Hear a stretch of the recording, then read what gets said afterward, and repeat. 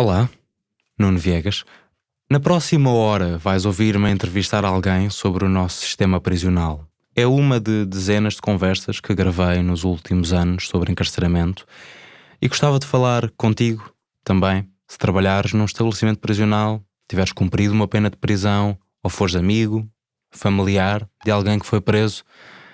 Para contar a tua história, manda-me mensagem, WhatsApp, Telegram, telefona 913-396-762. Eu odeio falar ao telefone, mas faço o esforço para combinarmos uma conversa em pessoa.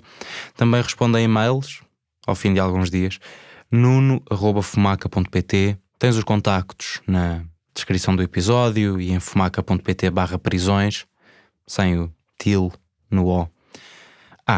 No fim desta entrevista tens algum contraditório e correções de dados que vais ouvir. Vale a pena ficares até o episódio acabar mesmo. E agora vamos recuar 2 anos, junho de 2021. A redação do Fumaça ainda fica no Bairro Alto, em Lisboa. Eu sou meio careca, rapava o cabelo na altura. Estou a começar a investigar o sistema prisional português, a fazer as primeiras entrevistas. À minha frente, nesta terça-feira, Carlos Rato. Tinha 62 anos quando falámos, cabelo cinza, blazer, camisa. É advogado. Passou 6 anos preso, em Lisboa e na Carregueira, mas neste episódio não vamos falar disso. Só vais ouvir metade da nossa conversa, de 2 horas e meia. Um bocadinho menos. Carlos Rato, por isso é que está aqui, é diretor da Associação Portuguesa de Apoio ao Recluso, a APAR. Já há 3 décadas tinha estado na fundação da primeira casa de saída para pessoas reclusas em Portugal, o Companhar. Continua a funcionar em Benfica, Lisboa. E começou no ativismo prisional, eu rotulava-o assim, tinha ele 26 anos, a visitar regularmente pessoas reclusas sem apoio no exterior. Começava pelos 26 anos, não é? Olha, o que é que fazia ali? Ou seja, saí da escola, eu formei-me em Direito em Coimbra e queria trabalhar na área criminal. Na altura não havia ainda estas novas universidades com curso de Criminologia. Portanto, eu fiz Direito na versão criminal porque queria trabalhar já na altura como advogado criminal, advogado de crime. E depois vim para Lisboa, tinha 25 anos. E fui trabalhar com um homem que você já não conhece, mas que a maioria das pessoas conhece, que se chamava o Inspetor Varatojo, que era um advogado aqui de Campo de Ourique, que fazia programas de televisão sobre coisas criminais. Eu encontrei-o por acaso no curso superior de Medicina Legal. Eu fiz um curso de Medicina Legal, uma pós-graduação, e depois encontrei-o lá e fui trabalhar com ele. E a partir daí, como ele era visitador do EPL nessa altura, convidou-me, e eu fui. Nessa altura ainda não estava a pensar na cadeia como visita ou na cadeia como um espaço de solidariedade, mas estava a pensar mais em trabalhar já como advogado criminal, que era esse o desejo que eu tinha desde pequeno, desde que me conheço. Mas é como defesa ou como procurador do Ministério Público? Não, como defesa. Nunca senti nunca senti vontade de acusar. Senti muito mais vontade de defender, porque sempre tive a noção desde pequeno que a maioria das pessoas que estão nas cadeias estão lá porque foram excluídos desde pequenos. E isso é uma das coisas que me fez mais sentir, e depois percebi isso quando cresci. E percebe-se isso quando vamos dentro da cadeia, quando estamos com eles, percebemos que mais de 80%, digo-lhe isso seguramente, mais de 80% dos nossos reclusos são gente que já estava excluída antes de praticar crimes. Já tinha sido abandonado para a família, ou vivia em guetos ou em certos ambientes onde apenas se consegue sobreviver praticando crimes, como é aqueles bairros suburbanos aqui na zona de Lisboa e de Porto, onde não é possível fazer mais nada do que estar envolvido num gangue ou num grupo mafioso que possa viver à custa do crime, à custa de fazer atividades criminosas. Porque as pessoas, desde pequenos, o pai, a mãe, o tio, o vizinho, toda a gente vive nesse tipo de atividade porque não sabem fazer muito mais nada, nunca tiveram essa oportunidade, nunca aprenderam a pregar um emprego, nunca aprenderam a ter uma profissão, nunca aprenderam sequer na escola. A gente olha para as nossas cadeias e vê que 70% têm a 4ª classe, ou no máximo o 7º ano tirado lá dentro já. Portanto, quando entraram tinham 4ª classe. E portanto isto é gente que nunca teve oportunidade. A maioria, não estou a falar de todos, estou a falar da maioria, são pessoas que estão excluídos socialmente e depois, por causa disso, praticam crimes, dado ao seu ambiente. Isso não tira a sua culpa, nunca justifica os crimes, a gente não mesmo na par, eu pessoalmente nunca achei que alguém, em qualquer circunstância, deva praticar um crime, mas isso não quer dizer que eu não entendo as razões que levaram a que essas pessoas se sintam excluídas e se sintam que não conseguem sobreviver numa sociedade competitiva como a nossa. Nunca conseguem um emprego, nunca conseguem encontrar uma normal forma de ganhar dinheiro, porque não tiveram um mínimo de preparação ou de apoio social, familiar, para poder acontecer isso. E lembra-se da sua primeira visita à prisão? Lembro. Foi interessante. Foi no EPL e visitei um homem, no fundo entretanto estava a ser visita do tal inspetor Varatores, que ia lá todas as terças-feiras, e eu então fui visitá-lo e fiquei muito espantado, porque era um homem que já tinha sido preso pela 4ª vez, já estava pela 4ª vez lá dentro. E como eu tinha acabado de sair da Faculdade de Direito e já era advogado, a primeira coisa que ele fez foi mostrar-me os processos dele. Eu lembro-me que ele tinha, na altura, ativos 40 processos. Tinha 40 papéis para mostrar que eram todos os processos porque ele estava condenado. O que é que ele fez? Pequenos furtos, roubo de um autorrádio, cheque sem previsão, tudo, a sobrevivência total de alguém que não tem outra capacidade. Que é a criminalidade. E portanto, estava preso, tinha uma pena de 20 e tal anos, somada, porque eram vários cúmulos, eu lembro-me disso, sei que fiquei logo, com miúdo ainda, fiquei espantadíssimo como é que era possível as pessoas poderem apanhar tantos anos de cadeia como aquele homem teve. E depois lembro que eu ajudei, e passado uns 9 ou 10 anos ele saiu, a meio da pena, ou quase a seguir ao meio da pena, porque na altura ainda havia meios da pena para aquelas pessoas que tinham bom comportamento, e foi um dos primeiros que foi apoiado no Companheiro. Portanto, quando nós fizemos depois a instituição o Companheiro, ele foi para lá, ele era um bom carpinteiro. E depois o segundo foi o Marta, que não me lembro o nome dele, este já não me lembro, Ramalheira, chamava-se Ramalheira. E o segundo foi o Marta, que era um artífice da falsificação. Portanto, era um homem que fazia a sua assinatura, você assinava a sua assinatura e ele copiava de imediato. E era um pintor, era um homem que restaurou, eu depois acompanhei-o, na Direção-Geral de Serviços Prisionais, tem um palacete e ele restaurou as pinturas. Ele era um artista.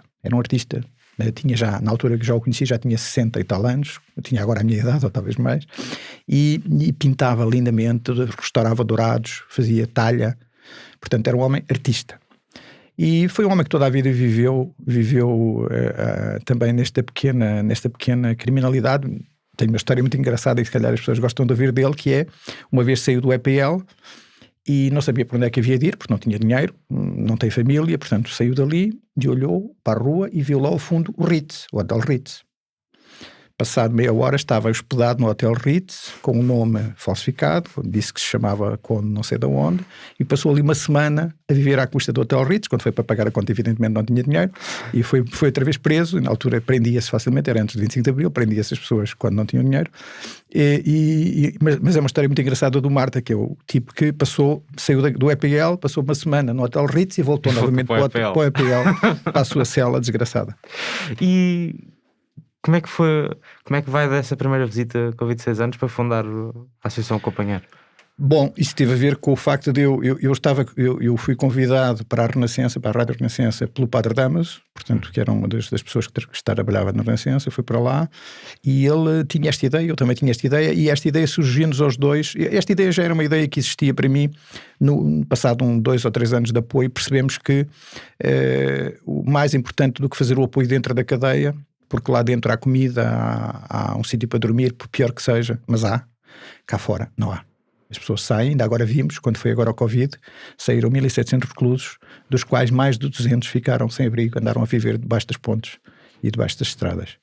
E esta era a grande coisa. Nós descobrimos, um dia fomos aqui no Bairro Alto, na altura o IRS do Dr. Miranda Pereira era um instituto que ainda tinha força e tinha dinheiro, e pagava, quando o recluso saía, dava dinheiro e dava pensões. As pessoas iam viver para pensões, mas pensões manhosas que havia aqui, cheias de prostituição, etc., e droga.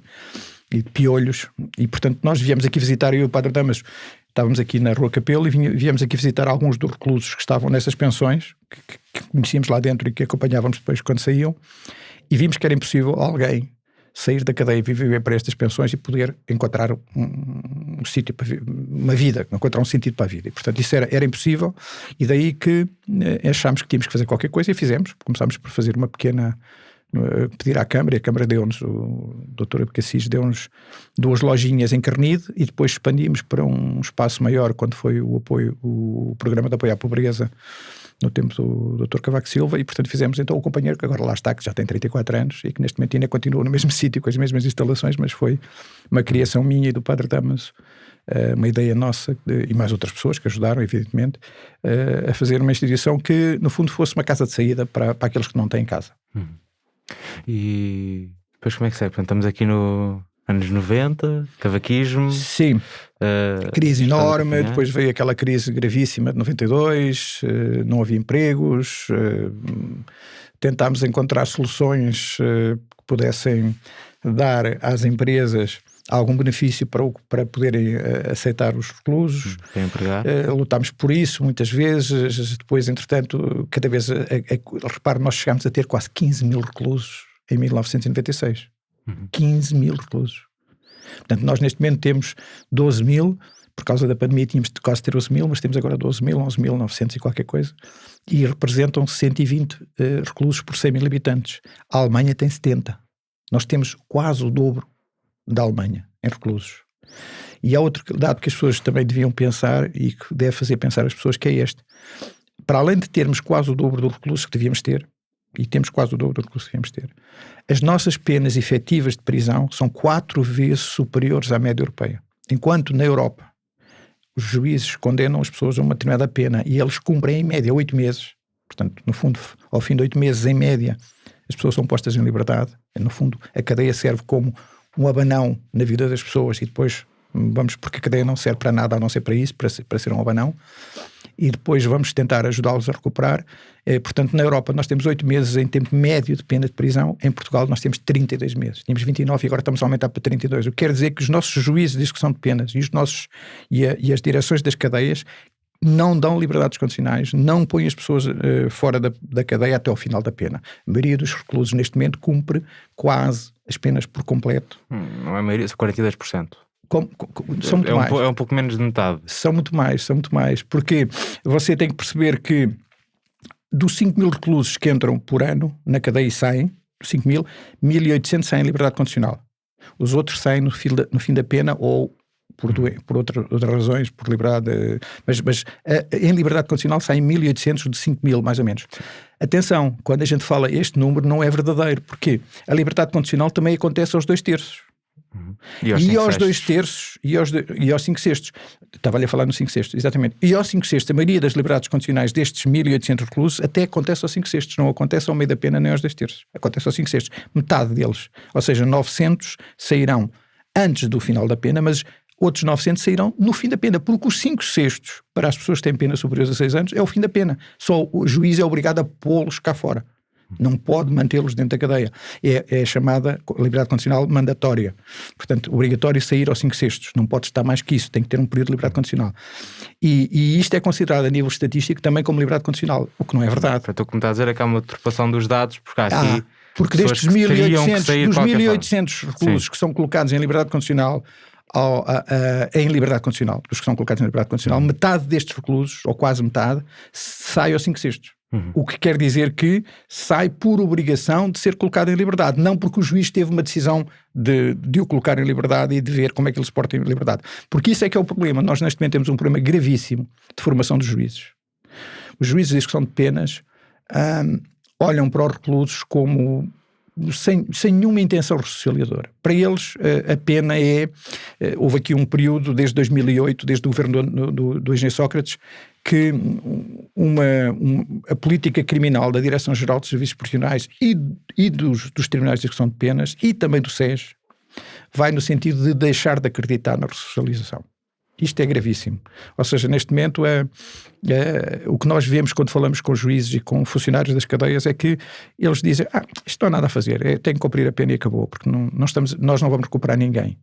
E, portanto, deixou de se acreditar que vale a pena apostar em que as pessoas deixem de cometer crimes e, portanto, a pena passou a ser apenas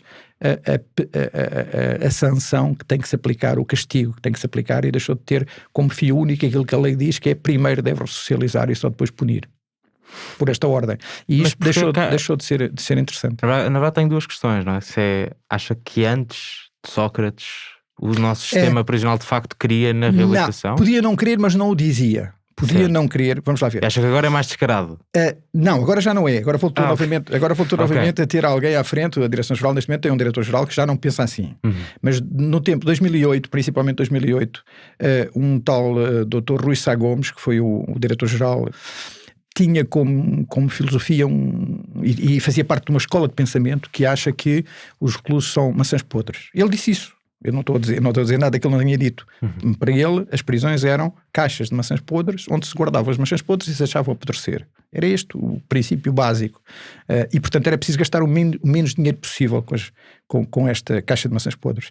Daí que ele cortou toda a atividade das cadeias. Foi ele que fechou todas as oficinas foram fechadas, todas as atividades que davam dinheiro, fez as negociatas de vender o serviço, por exemplo, de fornecimento de medicamentos ou mesmo a alimentação a empresas como a Eureste e como empresas multinacionais, enquanto antes eram os próprios reclusos que faziam cultivavam as suas alfaces e as suas couves e as suas batatas. Portanto as cadeias eram autossustentáveis. Fechou todos os campos, deixou de haver agricultura nas cadeias, deixou toda a atividade produtiva que os reclusos faziam, e não era muita, mas faziam, e havia, por exemplo, no Norte havia cadeias como Paços de Ferreira que fazia móveis e fazia sapatos e exportava e não sei o quê. Tudo isso foi fechado, tudo, porque ele achava que não tinha nada que se investir nessa parte, e portanto, e depois também houve a crise, claro, houve a crise que depois levou à nossa bancarrota, não é? E por causa disso ele fechou tudo e a partir daí os reclusos passaram a estar fechados nas celas, e a ideia dele era ter 23 horas por dia fechados máximo, e portanto passou-se a esta política que existe hoje, que é o recluso bom é aquele que não faz barulho, que está caladinho a ver televisão todo dia ou a jogar PlayStation, e à noite toma drunfos para dormir e não chateia os guardas. Isto é o ideal do recluso, é aquele que, se tiver alguma hipótese, lhe darão a liberdade condicional aos 2/3, a coisa que valha, se ele se portar assim, ou seja, se não aparecer, não fizer nada, não chatear ninguém, estiver quietinho na sua cela. Isto é que é o recluso exemplar. E tomar a medicação que lhe dão. E tomar a medicação para dormir, que é para não chatear as pessoas durante a noite. Isto é o tal síndrome da hospedeira de bordo. A hospedeira de bordo, como sabe, o que quer é que as pessoas não se levantem dos seus bancos durante o voo. E nós estamos com esse símbolo também. A senhora Ministra da Justiça, quando foi agora do Covid, no ano passado, tomou a decisão, pressionada por todos nós, para a par e pelas entidades internacionais, e pôs cá fora 1.700 reclusos. Desses 1.700 reclusos que saíram pelo Covid, só 112 ou 100 e poucos, portanto 1.600 tiveram sucesso. E ficaram 2 anos fora da cadeia. Ganharam 2 anos fora da cadeia, se não tivesse havido Covid, ou se tinham cumprido a pena mais 2 anos. Porque eram aqueles que saíram com faltavam 2 anos. Ora, muito bem, o que nós podemos dizer é que destes 1.600 reclusos que foram postos fora da cadeia, fizemos a prova, com factos, que não era preciso lá estarem. Porque eles não voltaram a praticar crimes e estão cá fora bem, estão integrados. Sem nenhum apoio do Estado. Zero. O Estado deu apoio zero. Quem tomou conta deles foi as famílias. Mas nós tivemos a prova de que estão pessoas a mais na cadeia, porque repare o exemplo concreto destes 1.700, dos quais apenas 100 voltaram a praticar crimes. Os outros 1.600 estão perfeitamente em liberdade. Não precisam de estar a consumir dinheiro do Estado. Não precisam de estar nas cadeias. Só lá estão porque alguém quer que eles lá estejam. E por isso é que não há mais liberdades condicionais e não há mais precários e as pessoas que cumprem as penas até ao fim. Porque há necessidade de justificar os 8.250 funcionários da Direção-Geral de Serviços Prisionais. Acha que há uma motivação exclusivamente económica? Corporativa. De defesa do seu trabalho, do seu estatuto de trabalhar. Neste momento, grande parte das negativas nas concessões de liberdade condicional e de precárias vem da direção da cadeia, ou seja, são o educador, o diretor e o chefe dos guardas que diz que não. E o juiz depois não pode dizer que sim, porque o juiz nem conhece o recluso. Não faz ideia quem ele é. Portanto, quando eles dizem que não, este senhor não está preparado para ter uma precária, é porque estão a preservar o número de reclusos que, se diminuir mais, Repara, agora passou para 11.500 com esta saída. Se agora, imagino que vem para 9.000. Temos tantos reclusos como funcionários, quer dizer, isto começa a ser um escândalo. E então eles não querem isso, por isso é que eles também não querem acabar com as cadeias. Repare, o PS, o Partido Socialista, apesar de, em 2015, o Dr. António Costa ter dito que ia fazer isto, ia fazer aquilo, ia arranjar casas de saída para os reclusos, e dar-lhe um trabalho digno, e dar-lhe formação, etc, etc, não aconteceu nada, portanto isso foi só dito. Mas o Partido Socialista, em 2017, juntamente no tempo da Geringonça, aprovou um plano para alterar o sistema prisional na sua estrutura, nas cadeias. Temos um plano, posso-lhe mandar depois, muito interessante, que diz muitas coisas sobre as cadeias a fechar e as cadeias a abrir, etc. E qual não é o meu espanto? Quando eu olhei para aquele plano e disse, bom, finalmente vão pôr 20 cadeias ou 25 cadeias. Não. Vão fechar 7 e abrir 5. Portanto, mantemos 47 cadeias. Quer dizer, para os políticos está correto, faz sentido termos 49 cadeias ou 47 cadeias. Faz sentido para eles. Porquê? Porque eles estão a aceitar. Ontem na nossa entrevista com o José Miguel Júdice, disse no nosso programa, o José Miguel dizia uma coisa que me parece que ele tem muita razão. Os políticos preferem ter 100 pessoas chateadas ou uma centenas de pessoas chateadas com eles, que são os familiares dos reclusos, do que ter milhares de pessoas nos seus votantes chateados com eles. E, portanto, neste momento, as prisões são vistas como uma coisa que ninguém quer falar, que é para esconder debaixo do sapato, que é para pôr debaixo do tapete e para se ignorar. Temos aqui duas questões separadas, não é? Porque quando fala num corporativismo de funcionários da GRSP, da estrutura económica montada à volta da manutenção da prisão, há uma aura quase, quem ouve, não é? Há uma aura quase conspiratória nisto. Acha que isto é uma coisa concertada? É a defesa do seu trabalho, do posto de trabalho. Eu nem estou a pôr isso consciente. Não estou a pôr isso dessa maneira. Não, há de ser para algumas pessoas, há de haver alguns que têm essa consciência, mas a maioria deles não tem essa consciência. Agora, que todos têm a intenção de defender o seu posto de trabalho, têm, com certeza, e que não faz sentido que Portugal tenha, e isto é um facto, e portanto os factos falam. Eu gosto de dar opiniões, mas muito mais importante que as nossas opiniões é os factos. Quando a Europa toda tem como tempo médio de prisão 8 meses, que é o tempo médio que, se você fizer na União Europeia, o tempo médio que as pessoas são condenadas entre os que estão mais tempo e os que estão menos tempo, dá 8 meses. E Portugal tem 32, porquê? Não faz sentido. Nada disto faz sentido. E quando a gente pergunta às pessoas porquê, não tem nenhuma resposta. Ninguém lhe dá uma resposta para isto. Isso é com os juízes. Isso é com... Não é nada. Todos colaboram nisto. Os juízes colaboram e são os principais responsáveis, mas os funcionários da Direção-Geral também são, porque quando o educador, o chefe dos guardas e o diretor de uma prisão diz que não a uma precária, ou diz que não a uma condicional, a um recluso que já lá está há 2 anos, há 3, há 4 preso, é porque quer que ele se mantenha lá, é porque quer que ele cumpra a pena até o fim, é porque, por causa de uma coisa qualquer, ou de não gostar dele, ou de ele ter feito uma chamada telefónica com o telemóvel ou coisa que o valha, acha que isso justifica mantê-lo mais 2 ou 3 anos preso. Porquê? Para essas pessoas, eles são o ganha-pão. São aquilo que, se não houver reclusos, se as cadeias não tiverem pessoas suficientes, eles fecham as cadeias e vão tirar pessoas do emprego. Isto subconscientemente, pode não ser consciente, mas subconscientemente funciona e está a funcionar e os factos falam. E estava a tocar noutra coisa agora, que era a noção de empurrarmos as cadeias para debaixo do tapete. E o que isso me leva é para a visão social que temos de prender pessoas. Eu perguntava, socialmente, porquê é que prendemos pessoas? Prendemos porque, por causa deste espírito que já vem de há muito tempo, que eles são os maus e nós os bons. Isto está estudado, nós estudamos isto na faculdade. A prisão acontece aos outros. A prisão serve como para espiar as nossas próprias, nosso próprio ego, não é?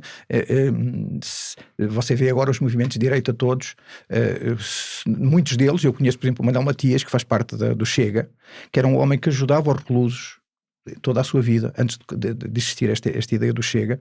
Era um homem que ajudava os toxicodependentes. Ele era um dos tipos que mais trabalhou em prol da toxicodependência, e no entanto neste momento o Manuel Matias defende, por um chavão político, defende a prisão perpétua, defende tudo o contrário daquilo que ele defendia antes da política. Portanto, existem neste momento na sociedade movimentos ideológicos que precisam de criar os maus, porque senão nós não somos os bons, não somos os tais homens de família e de bem. Precisamos de ser homens de bem, nós é que somos os bons, os outros são os maus.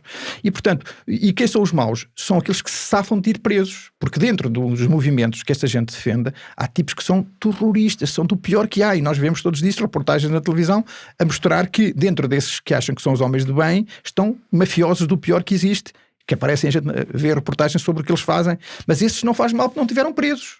Nunca nenhum tribunal os condenou, portanto, enquanto não os condenarem e eles se safarem com os advogados todos famosos, estão bem. Os desgraçados dos pica-chouriços que não têm dinheiro para mais nada e que roubaram a carteira ao vizinha, esses é que são os maus. São aqueles que devem ser os tais bandidos que o Presidente da República do outro dia tirou fotografias.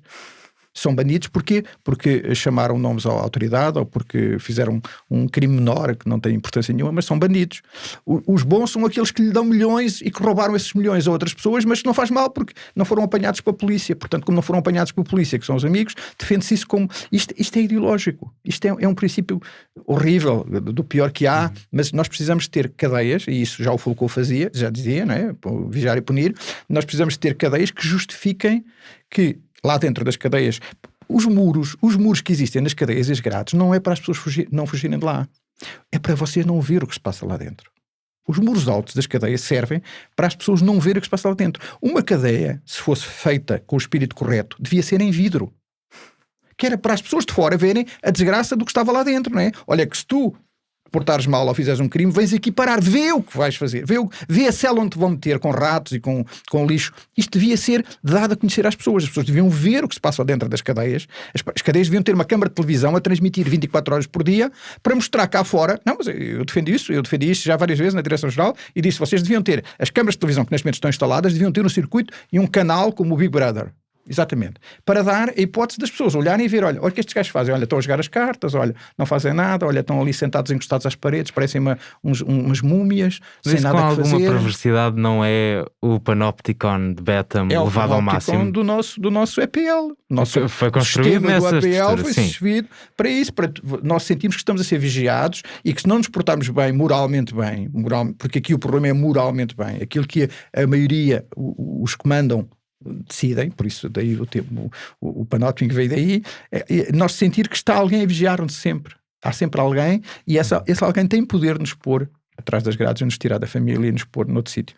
E isso é um dos princípios de qualquer sociedade totalitarista e qualquer sociedade que não seja democrática, que não seja uma sociedade com princípios de liberdade, defende. E por isso é que algumas ideias fazem com que os outros tenham medo de tomar posições em relação às cadeias, porque é politicamente incorreto defender os reclusos e a ressocialização e o investimento nas cadeias e dar formação aos reclusos. Então se dá formação aos reclusos, porque é que não dá às pessoas que estão cá fora que nunca foram presas, não é? E depois levantam-se essas questões parvas. Eu sempre que entrevisto alguém sobre porque é que não há investimento em prisões, o apontamento é sempre esse, não é? Que é politicamente indefensável. Até os outros, e os pobrezinhos que estão cá fora e que nunca fizeram mal a ninguém. Preferem construir um hospital ou uma prisão? Exatamente, pois. Até os que estão no hospital, porque é que não se ajuda as pessoas que estão no hospital e que não têm nada?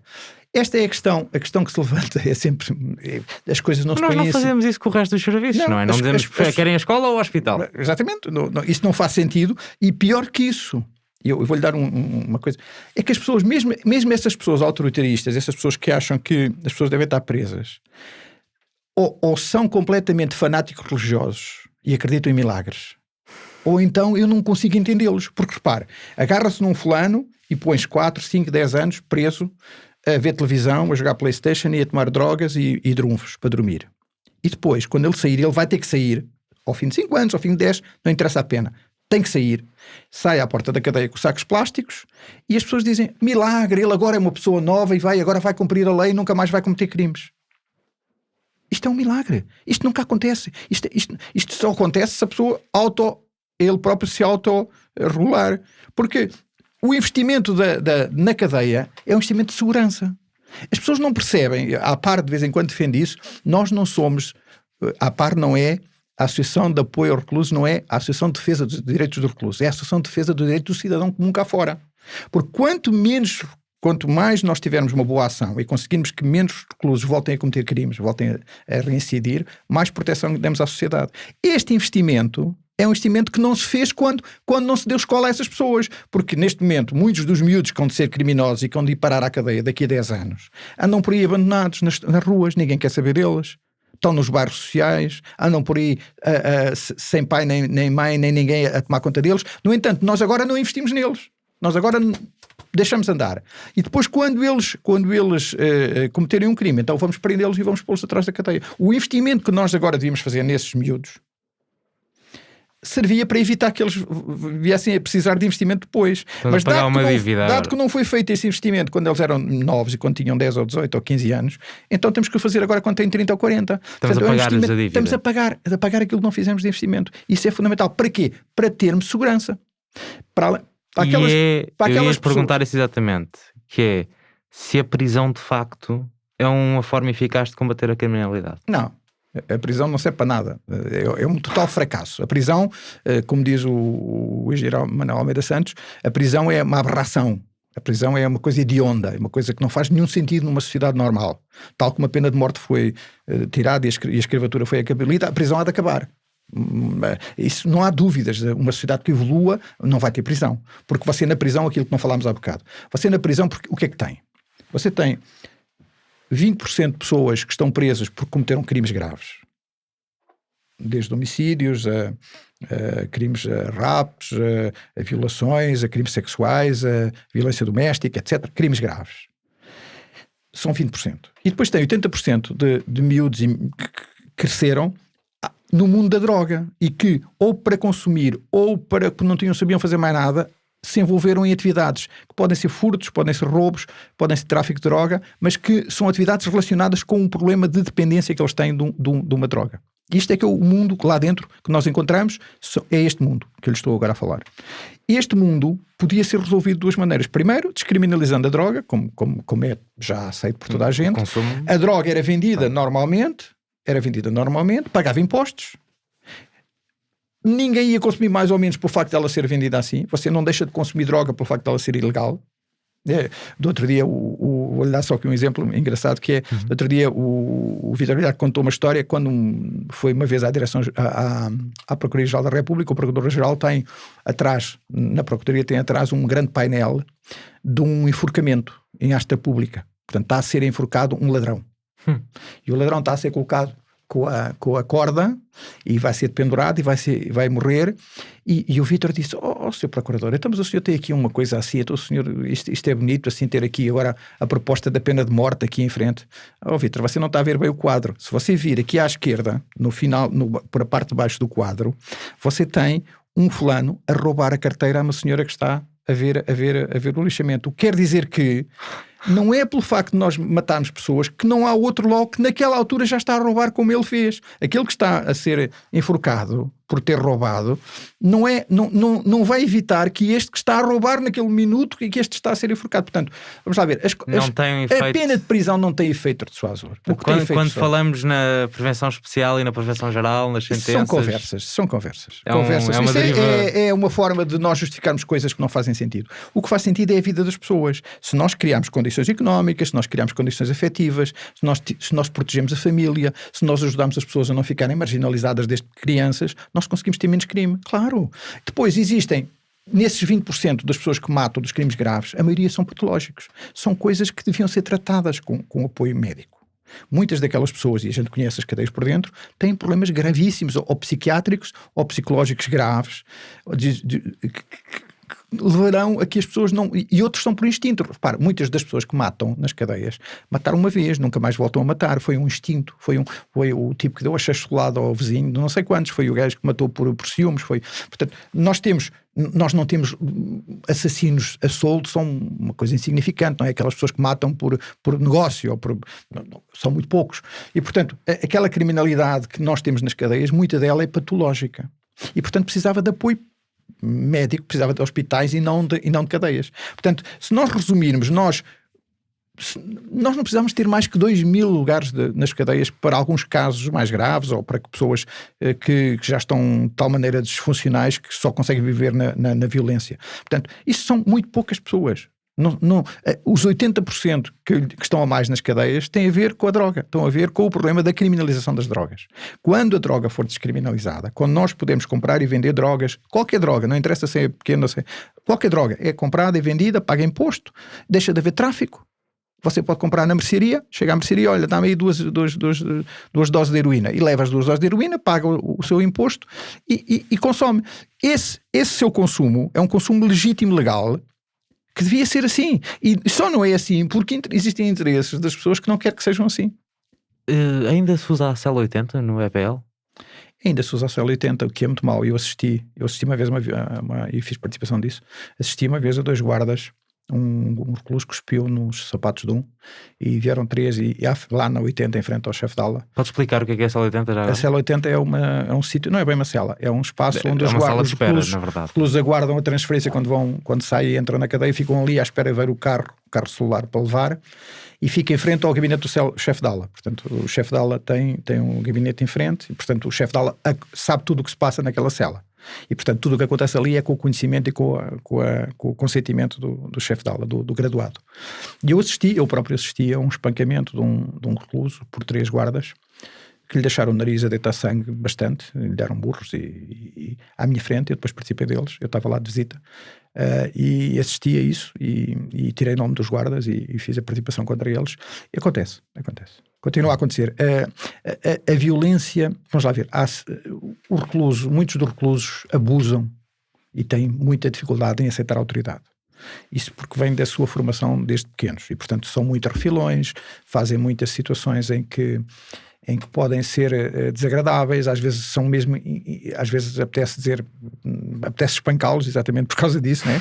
Mas nenhum guarda prisional, isso eu quero relevar, tem o direito, ou sequer a possibilidade de dar uma chapada a um recluso. Tem que fazer a participação disciplinar dele e pô-lo de castigo. Isso tem todo o direito a fazer. Bater-lhe, a não ser para se defender, evidentemente se um recluso o agredir, isso aí eu tenho todo o direito de autodefesa. Mas espancar alguém, porque mesmo que ele tenha cuspido no sapato, como foi o caso, e eu vi, né? Este recluso ia com eles, um pegou-lhe na mão, pegou-lhe no braço para o levar, e ele cuspiu no sapato do outro guarda. Mesmo que isto tenha acontecido e não seja aceitável, tem que levar um processo disciplinar, tem que ser posto de castigo, tem que ser posto a cumprir uma pena disciplinar e nunca espancado. Isso está fora de questão. As pessoas não podem ser espancadas pelas autoridades. Mas acontece neste momento, não é? Em termos práticos. Acontece, mas tem que deixar de acontecer. Aí acho que acho que no princípio disso toda a gente está de acordo. Porque senão estamos iguais a eles. Quer dizer, se o guarda prisional reage como o recluso reage, não é? Mesmo que o recluso reaja com violência, se o guarda prisional reagir com a mesma violência, não está a ser melhor que ele. Não está a dar nenhum exemplo, não está a fazer nada diferente dele. Claro que o guarda prisional não tem que se deixar bater nem agredir, como é evidente, mas eles são 3 ou 4 contra 1, portanto têm todo o poder de dominar, de colocar numa cela disciplinar e de fazer cumprir uma pena. Não tem que bater, nem tem que ir lá depois à noite com os cacetetes e com as viseiras dar um enxerto de porrada ao tipo que se portou mal, como eles fazem, que é amassalha o pelo, como eles dizem. E portanto, às altas horas da noite, às 3, 4 da manhã, entram por ali dentro, para a cela dentro, quando o tipo está a dormir na cama, e espancam-no e batem 4 ou 5 todos esfardados, e como fazem nestas cadeias às vezes. Houve nos últimos 3 anos, não, nos últimos 4 anos, houve 4 processos internos de investigação por denúncias de espancamentos noturnos de guardas a reclusos. Foram todos arquivados. É muito difícil a palavra do recluso que está sozinho fechado na cela poder valer contra a palavra de 4 guardas que estão de acordo para dizer que foi o recluso que lhe bateu, e ao contrário, e caiu nas escadas. A polícia judiciária também diz, de vez em quando as pessoas aparecem com olhos negros, que tropeçou e caiu nas escadas. Aquelas escadas da polícia judiciária são umas escadas terríveis, as pessoas escorregam imenso e estão sempre a cair, mas ninguém acredita nisso, não é? As pessoas não acreditam que aquela senhora que matou a filha lá, a senhora Isabel, já não me lembro o nome dela, que tenha caído nas escadas, foi espancada por um conjunto de pessoas que são uns cobardes, porque estas pessoas são mesmo cobardes. Porque eles nem sequer, eles algemam as pessoas, antes de lhes bater, algemam-nas, que é para elas não poderem reagir. E portanto, isto é uma cobardia. Aqueles guardas que fazem isto são um nojo da sociedade, deviam ser cuspidos na cara deles. Quando fazem isto, quando algemam uma pessoa e a seguir 4 ou 5 desatam a bater numa pessoa algemada, que nem se pode defender. Isto é o pior, do maior nojo, da maior vergonha que eu tenho quando olho para estas pessoas. Eu digo isto à frente deles. Qualquer um que me apareça a dizer que espancou e que se venha vangloriar, eu digo que ele é um nojo, é um vómito, vangloriam-se de bater. No próprio Facebook, ainda do outro dia o diretor-geral pôs um processo disciplinar contra um dos guardas que se dizia carcereiro, apareceu com um perfil de Facebook a dizer eu sou carcereiro, e que dizia, eles que venham cá que eu digo-lhes o que é que lhes faço, não sei o quê. E portanto, o diretor-geral foi... E depois os tribunais disseram que ele tinha liberdade de expressão e até nem o condenaram. Isso, claro. Ele pode chamar-se o que quiser. Que, para além da violência direta, física, que ferramentas é que usam os guardas para controlar os reclusos, para demonstrar poder? Usam o pior que existe nas cadeias, que é os chibar uns aos outros, arranjam os bufos, e portanto é assim, nas cadeias como é que funciona o sistema? Funciona com meia dúzia de reclusos que são contratados pelos guardas, que têm benefícios com isso, ganham benefícios com isso, não é? Eles dão-lhe liberdade condicional mais cedo, vão-lhe dar privilégios, dão-lhe a comidinha, normalmente são os tipos que fazem refeições, que andam por ali a limpar as celas, etc. E que depois lhe vêm contar, vêm-lhe fazer todo o relato do que se passa. Portanto, o chibar uns aos outros é o pior que acontece na cadeia, é o que faz com que depois haja desaragatas e tudo. Porquê? Porque eles vêm dizer o que é que ele está a fazer, e às vezes é verdade, outras vezes até nem é verdade, é só mesmo para vingança. Se um desses chibos entender colocar alguém em maus lençóis, diz, olha, eu vi este fulano a vender droga àquele. E como é que se prova que não fez? E depois o guarda pensa que é verdade e esse tipo está tramado e fica ali com uma situação terrível. E, portanto, esta é a forma de poder, é esta forma, é a forma da delação premiada que nós estamos a tentar impor cá fora e que existe nas cadeias a funcionar há muitos anos. E que, infelizmente, depois o que é que acontece? O que é que falta nas cadeias neste momento? Falta um provedor. As cadeias não podem depender, isto é um dos erros da reforma, que foi colocar o processo disciplinar nas mãos dos juízes de execução de penas. Ora bem, os juízes de execução de penas deviam estar a julgar as pessoas para a liberdade condicional e para as precárias, e não na parte disciplinar. A parte disciplinar devia ser, isto foi um errado, completamente errado, e eu defendo isto como um erro terrível, porque ocupar os tribunais com processos disciplinares, neste momento os tribunais têm se calhar metade do trabalho é processos disciplinares, quando os processos disciplinares e a disciplina dentro da cadeia devia ser gerida pelos diretores das cadeias, pelo corpo da cadeia, e devia ser supervisionada por um departamento autónomo da Direção-Geral. Não pode ser o IGAI ou um departamento que eles têm, porque esse depende do Diretor-Geral. Se o Diretor-Geral não quiser que se saiba qualquer coisa que não aconteça, vai defender a classe. Portanto, devia ser um departamento sobre a ordem da Procuradoria-Geral da República, ou da Provedoria de Justiça, ou da Ordem dos Advogados. Portanto, devia haver um provedor, ou uma equipa de gente que trabalhasse para o provedor, que pudesse analisar depois os casos que fossem apresentados por reclusos, ou seja, as provas apresentadas dessa maneira. Sendo muito difícil, mas já era uma forma mais fácil de acabar com esta confusão que é, há um processo disciplinar, é condenado a 10 dias de cela disciplinar, recorre para o Tribunal de Execução de Penas, o Tribunal de Execução de Penas não sabe nada. Nada, só sabe que lhe é apresentado pela UEP. Portanto, não tem nenhuma forma, o recluso não tem nenhuma forma de provar que não foi assim. O que fica aprovado em processo disciplinar está aprovado. Só vai ao juiz de execução de penas depois de haver uma decisão em recurso. Portanto, a primeira decisão é com o diretor. O diretor, ele condena uma determinada pena disciplinar e depois o recluso recorre e vai para o Tribunal de Execução de Penas. Para quê? O recluso o que tinha que pedir era que viesse um provedor ver se a situação que foi decidida foi bem ou mal decidida. Fazer uma avaliação independente. E acabou. Isto estava resolvido o problema. E não tínhamos de encher os tribunais de execução de penas com problemas disciplinares que não fazem nenhum sentido, que não ajudam nada. O problema disciplinar não tem nada a ver com a reintegração de reclusos. Uma das outras coisas que acontece é que você tem um problema disciplinar, por mais simples que seja, você disse um nome palavrão a um guarda, leva uma pena de repreensão e é retirado do trabalho logo. Se trabalhar, é logo retirado. Quer dizer, é completamente estúpido. Era exatamente esse tipo que faz, que é um tipo que tem precisava de ser obrigado a trabalhar mais, precisava de ser obrigado a investir mais. A roubarem as ferramentas de reabilitação. Claro, é logo a primeira coisa a fazer. Você está na escola, sai logo da escola. Então eu porto-me mal, estou a jogar futebol no campo de futebol e dou uma canelada à outra e começa uma zaragata entre dois reclusos. Esses dois reclusos deixam de trabalhar ou deixam de ir à escola logo de seguida, por causa de no futebol terem feito isso. Isto não é contraproducente. Isto não faz nenhum sentido. Isto é uma aberração do pior que há. Esta gente precisava de trabalhar mais. Ou seja, o que lhe deviam dizer é, olha, agora trabalhavas 4 horas, agora passa a trabalhar 8 horas por dia, que é para pensares no que fizeste. Mas não, é o contrário. Tira-lo da escola e tira-lo do trabalho. E ele vai para a cela jogar PlayStation e fumar ganzas. E isto é reabilitação. Isto não faz sentido nenhum, não há ninguém que defenda isto, mas é o que acontece. É isto que acontece todos os dias nas nossas prisões.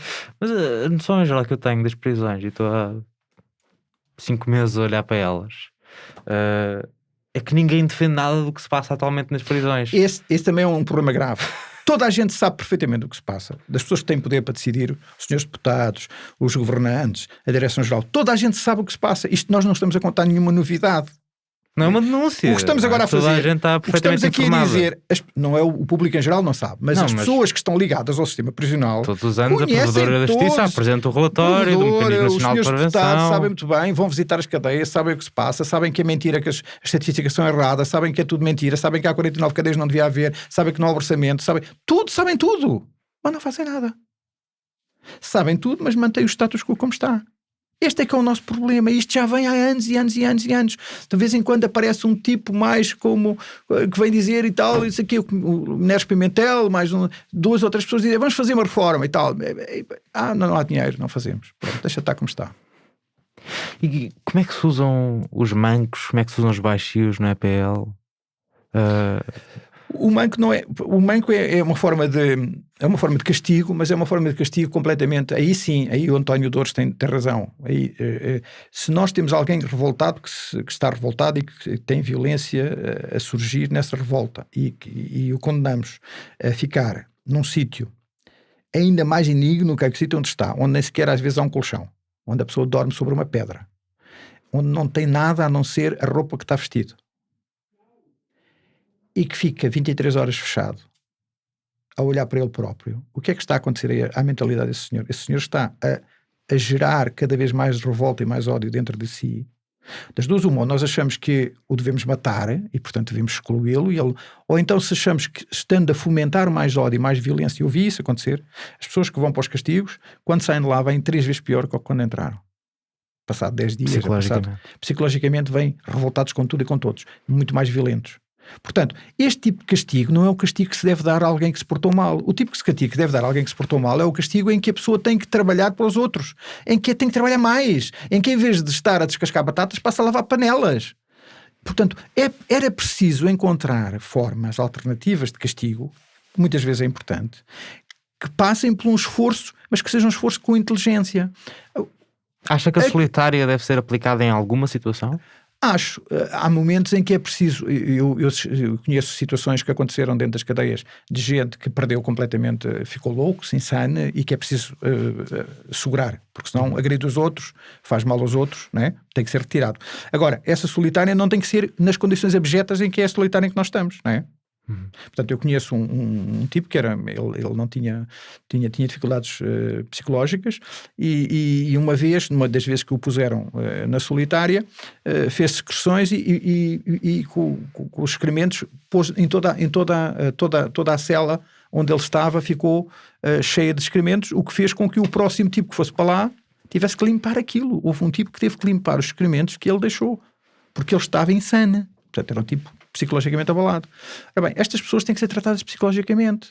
E não pode ser com lagartilo. E o que é que se faz nas prisões? Dá-se lagartilo a essa gente. E depois eles ficam, parecem umas múmias, a não por lá a babar-se e a andar assim, parecem mesmo aqueles os mortos-vivos que a gente vê nos filmes. É exatamente isso, com a baba a cair e com o lagartilo, que é um produto que já não devia ser administrado. Ora bem, o que era preciso é que as cadeias tivessem um departamento psiquiátrico. Era preciso, todas as cadeias deviam ter uma enfermaria psiquiátrica, porque há pessoas dentro das cadeias, há 4, 5, 6 gajos que precisam de apoio psiquiátrico. Mas 4, 5, 6 gajos não deviam estar fora de uma cadeia num hospital? Pois, ou isso. Então sim, mas isso devíamos ter um hospital mesmo, mas não temos. Temos Não, o Hospital de Caxias não é um hospital. Não, temos um hospital psiquiátrico regional, mas já no Santa Cruz do Bispo. Mas já não, mas já só funciona para os inimputáveis. E tem lá pessoas que não deviam lá estar, que são o problema dos inimputáveis. As pessoas inimputáveis não deviam estar na cadeia, deviam estar num hospital que não fosse prisão. E está naquele hospital. Está naquela prisão, porque Santa Cruz do Bispo não é um hospital-prisão, é uma prisão que está a servir de hospital. Sim. Uma prisão sem liberdade, em que as pessoas não podem sair, que está a servir de hospital. Um hospital psiquiátrico tem que ser inserido numa comunidade e tem que ter o apoio comunitário e tem que ter o apoio médico. Porque estas pessoas precisam de tratamento médico e muitas vezes o tratamento médico passa por tratamento familiar. Porque estas pessoas, eu estou a lembrar-me em concreto deste fulano, este é um fulano que 90% do seu tempo é uma pessoa normalíssima, simpaticíssima, do melhor que há, e depois tem momentos em que descompensa. porque não toma a medicação, ou porque não sei o quê. E, portanto, é nesta descompensação que ele faz estas parvoíces. Agora, ele estiver com a família, e se a família lhe der os medicamentos todos os dias, como devia dar, ele trabalha normalmente, é um tipo normal, igual a qualquer um de nós. Ele só descompensa quando deixa de tomar a medicação, porque entra em paranoias e, portanto, uma pessoa com uma doença. Deixa de tomar a medicação porque está sozinho. Porque ele não devia estar sozinho numa cadeia. Ele devia estar acompanhado de alguém. Porque ele não é uma pessoa que possa estar sozinho numa cela. Porque se é uma pessoa psicótica e precisa ter sempre o apoio de alguém que veja quando é que o surto está a começar, para lhe dar a medicação, para não deixar. Porque eu conheço muitas situações destas em que o que acontece é que eles deixam de tomar a medicação, ou interrompem por causa do consumo de drogas ou outras coisas, e deixam de tomar a medicação porque os deixa ficar muito. E então excitam-se, e esse incitamento da droga faz com que eles entrem novamente em picos de psicose. Isto porque estão sozinhos, não deviam estar. Esta gente não devia ser, por exemplo, estas pessoas com problemas psiquiátricos deviam estar num outro sítio, que não era uma prisão normal dos outros, igual aos outros. Fala-me do consumo de droga nas prisões. Fomos tocando durante o tempo todo, É total. As prisões têm droga não só porque a maioria das pessoas que lá estão consomem, 80% consumirá droga, mas também porque isso é uma forma que os guardas têm, o sistema tem de eles estarem calmos. Portanto, você não sei se tem noção, mas a droga é querida dentro da prisão pelos guardas. Ou seja, não é só um negócio. Há uns que fazem negócio com a droga, mas... Uns guardas que fazem negócio com a droga e outras pessoas que não são guardas que fazem negócio com a droga. Isso é o problema, mas isso são as exceções, não é? Mas a entrada de droga nas cadeias é aceita pelos chefes, pelos guardas normais, as pessoas normais de bem, os bons guardas que andam lá, porque sabem que se tivermos um período em que não há droga dentro da cadeia, eles ficam muito mais excitados, ficam muito mais violentos, começa a haver escaramuças e é muito mais difícil controlá-los. Portanto, há um momento em que, no mês, é preciso, e que faltou dinheiro ou que não há dinheiro, eu até achava, eu uma vez perguntei a um guarda meu amigo, que é uma ótima pessoa e que nunca fez isso, nem nunca traficou droga, olha lá, então não levas 2 ou 3 chama-se bolotas lá para dentro para eles ficarem mais calmos. Porque ele disse, eu nunca fiz isso, mas eu se pudesse comprá-las, eu dava-lhes, porque assim eles estão muito mais calmos, porque eles fumarem lá o charro e fumarem, ficam lá pelos cantos, não chateiam ninguém, não andam à bulha uns com os outros, ficam lá quietinhos, e portanto, o sistema, como não tem atividade, o problema da droga nas cadeias tem a ver com 2 coisas. Primeiro, não há tratamento contra a droga, ninguém faz nada, a não ser dar lá de substituição, droga de substituição, metadona. A metadona, portanto, isso é aos quilos. Dão tudo, qualquer um que queira 3 gramas, 5 gramas, recebe logo. E, portanto, a única forma que ele faz é, não há tratamento, ou seja, não há nenhuma instituição que vá fazer apoio ao tratamento da droga. Não, tens para aí 2 aulas livres ou 3 aulas livres. Mas isso é tudo mentira. As aulas têm que ser todas livres de droga, porque a droga não pode entrar nas cadeias. É uma parvoíce, mas pronto. O facto de termos aulas livres de droga nas cadeias diz muito sobre o resto da cadeia. Diz logo o que é como as seringas. É como as seringas, a troca de seringas. Há trocas de seringas nas cadeias e então pergunta-se, e de onde é que vem a droga? O que é que entra na seringa? Quem é que dá o produto para pôr dentro da seringa? Quem? Isso não damos. Mas os programas de troca de seringas tiveram pouca adesão. Mas as aulas livres até têm sido elogiadas. Mas isso é um bocadinho, é a tal história dos chibos, vão para lá, aqueles que eles querem apoiar e querem pôr cá fora, vão para lá e fazem isso. Porque todas as aulas deviam ser de livres de droga. Portanto, era preciso investir no tratamento, no apoio às pessoas generalizado. Todos os que têm consumos e que querem ser tratados, querem voluntariamente ser tratados, deviam ter apoio. E não têm. Este é um primeiro problema. Mas o segundo problema vem também da inatividade. Se você tem uma cadeia, uma aula de 600 pessoas que não fazem nada, em que só 20 ou 30 trabalham, o resto está para ali jogar cartas, você entra nas aulas e vê-os encostados às paredes, a olhar para nada, ou jogar à batota, ou não sei o quê, não tem nada para fazer.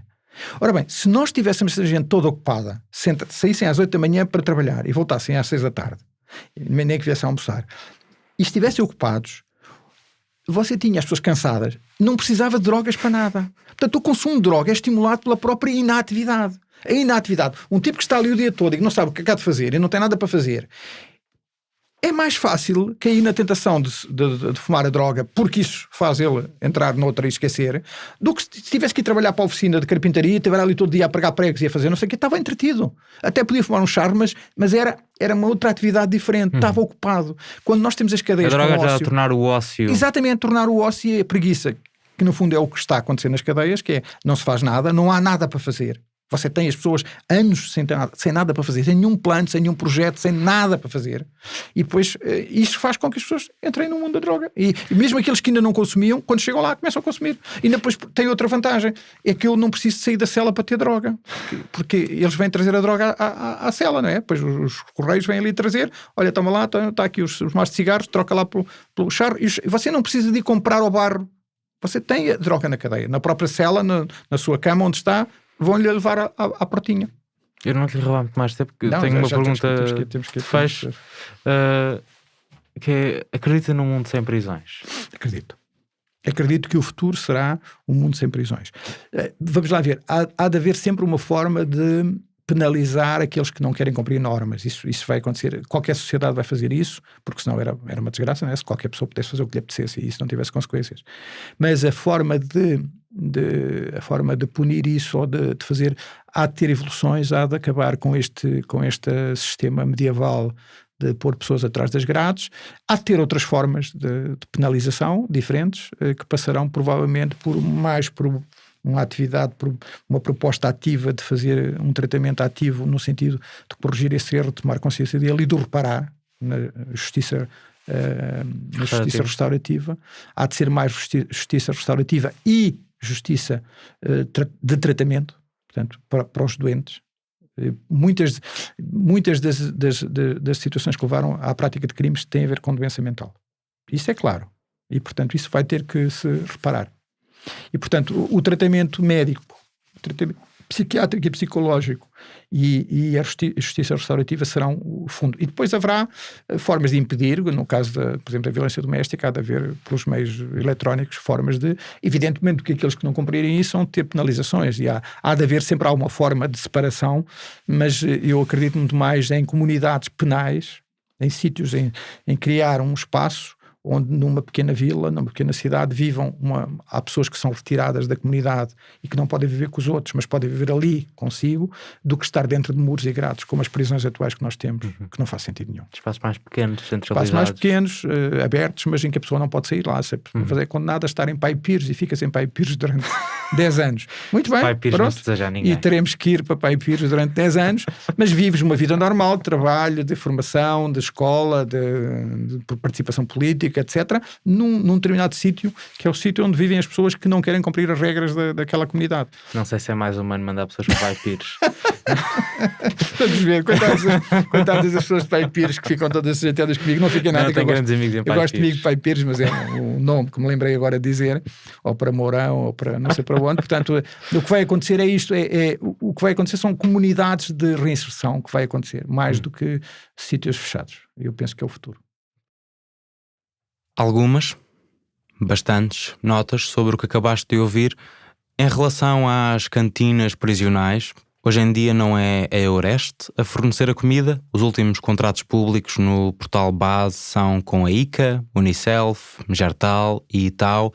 Estas todas, e a Eureste, já foram acusadas pela Autoridade da Concorrência de cartelização de preços nas cantinas de escolas e prisões, para lesar o Estado português desde 1998. Os factos provados em tribunal prescreveram em 2015. Carlos Rato diz que o Estado pagava em 2021 €3,20 pelas refeições diárias de cada pessoa reclusa. Era à volta disso, nesse ano, o valor pago à Unicef, que fornecia a maioria das prisões portuguesas e que avalia a cerca de €3,89 para cobrir até 7 refeições: pequeno almoço, meio da manhã, almoço, meio da tarde, lanche, jantar e ceia. No último concurso público, 2023 a 2025, o valor máximo previsto é €4,86 por dia. Ainda não estão atribuídos os contratos todos, portanto o valor pago pode variar. Isto são tudo contas minhas, já agora, feitas para a lotação oficial dos estabelecimentos. Uns estão acima, outros abaixo. Carlos Rato afirma a certa altura que 70% dos reclusos não têm mais do que o 7º ano de escolaridade. Os dados disponíveis são por ciclo de estudos, portanto não consigo julgar este número exatamente, mas sei que em 2021, ano da entrevista e dos dados mais recentes, 55% das pessoas reclusas não tinham mais do que o 6º ano. garante também que a duração das penas de prisão em Portugal é 4 vezes a média europeia. Na verdade, nesse ano era um bocadinho menos do que 3 vezes a média, cerca de 31 meses em Portugal para 11 no resto do continente europeu. Acho que é relevante notar, para interpretar o número, que em Portugal se podem suspender penas de prisão até 5 anos, o que é mais benevolente do que muitos países europeus e pode fazer subir a média das penas efetivas.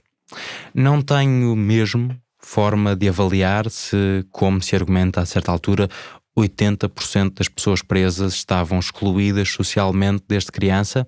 É uma posição relativamente comum entre académicos e ativistas apontar a ligação entre a exclusão na infância e o encarceramento na idade adulta, mas números como este em Portugal são apostas com base na experiência própria, não em grandes levantamentos estatísticos.